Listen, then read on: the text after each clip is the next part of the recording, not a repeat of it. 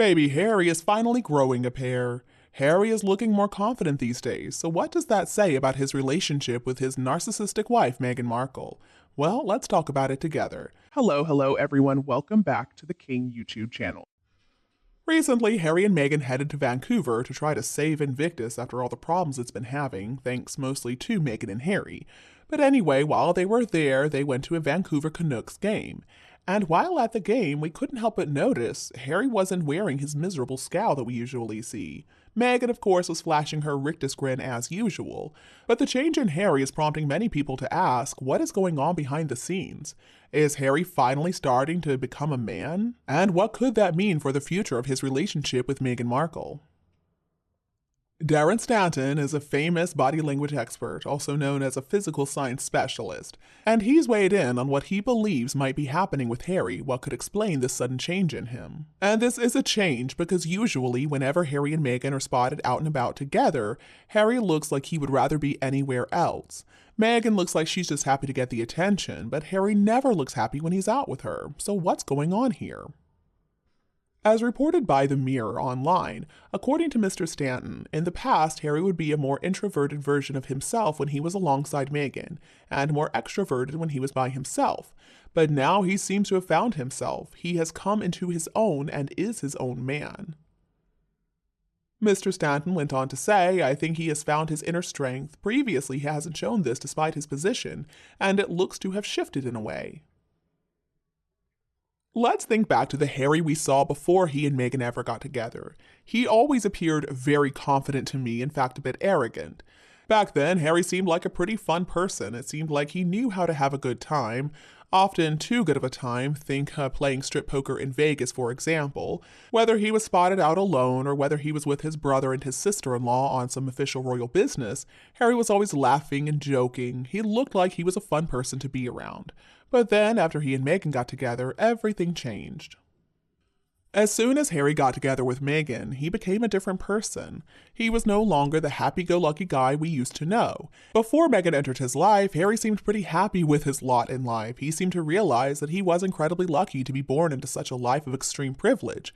But then, after Meghan came along, all that changed. All of a sudden, he started talking about how it was a curse to be born the spare, that he was never treated fairly, that William always got more than him, and that he hated his life as a royal.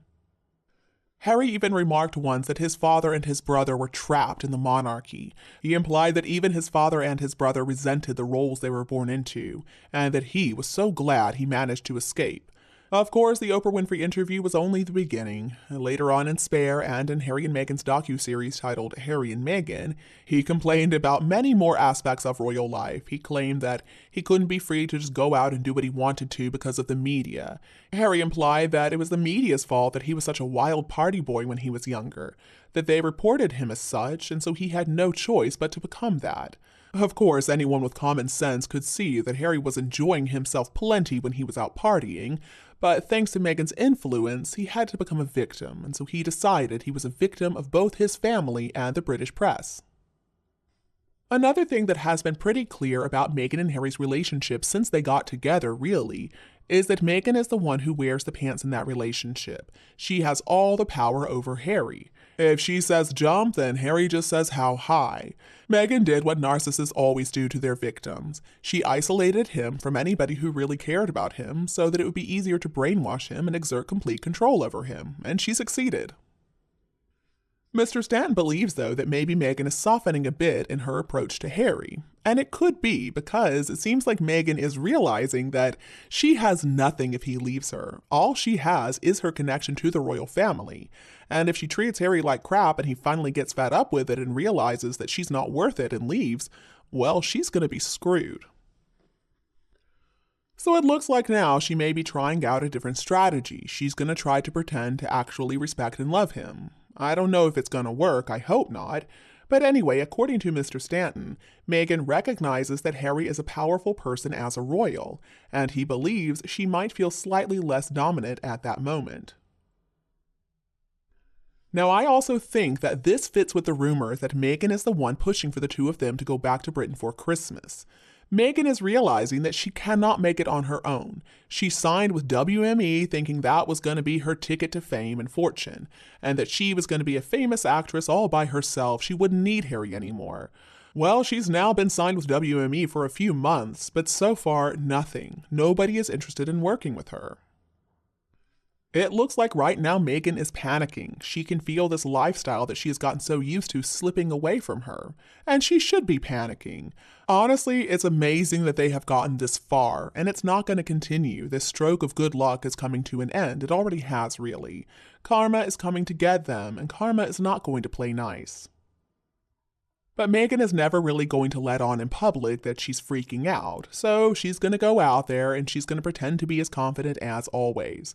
Mr. Stanton continued, saying they both seem confident. Harry doesn't look nervous at all, which is quite unusual, as it is usually when he is on his own that he comes across this way, but he appears very confident and relaxed. It seems as though something in the dynamics or the power balance of the relationship has shifted. I believe Mr. Stanton is onto something. I do believe something has shifted, and I think what has shifted is that Meghan is realizing that she's nobody without Harry by her side. She's talking about these new projects they're about to launch, and she made sure to include that Harry's working on them too. See, even when it comes to their content or whatever it is that she's supposedly working on, she knows that without Harry's name attached to it, it's gonna go nowhere. Now, Meghan is delusional, but at the same time, she knows how to look out for herself. So even she is realizing that her solo projects are always going to fail. Unless it is a joint venture, there is no hope that anything Meghan puts out is going to be well received. And even if it is a joint venture, even then it's probably going to fail. Meanwhile, I came across a hilarious bit of news. So, the Hollywood shop Kitson, which is really famous for selling clothing to celebrities. I don't know if you remember, but back in the early 2000s, it was all the rage. I remember seeing Paris Hilton and Britney Spears and all those types going there constantly, being photographed there. It was a paparazzi and celebrity haven. But these days, Kitson have shifted a little bit, so it did survive the pandemic, and it's become a big advocate for small businesses. And Kitson has also used their voice to call out some of the world's biggest hypocrites. So every year for the holidays, they do what they call the Holiday Hypocrisy Window Display.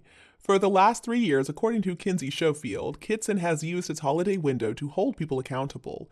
And this year it's proving that no one is safe, not even royalty. I think you see where we're going with this.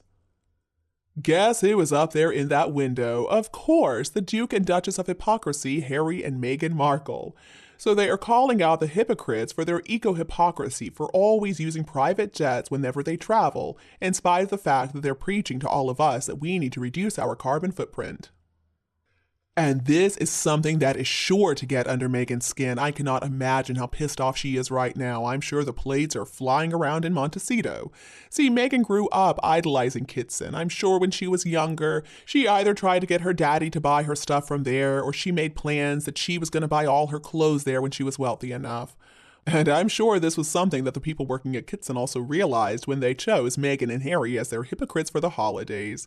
I just love it. So now we can just add Kitson to the list. We've got South Park, we've got Family Guy, and now we have even a clothing shop lampooning Harry and Meghan because they truly are the Duke and Duchess of Hypocrisy. And you, what do you think about this news? Please let me know your opinion below in the comments section. Before you go, please don't hesitate to like and share this video with anybody else who would enjoy it. And don't be afraid to click the subscribe button to get more updates in the future. Thank you so much for tuning in, have a lovely weekend, and we'll be back to see you all tomorrow.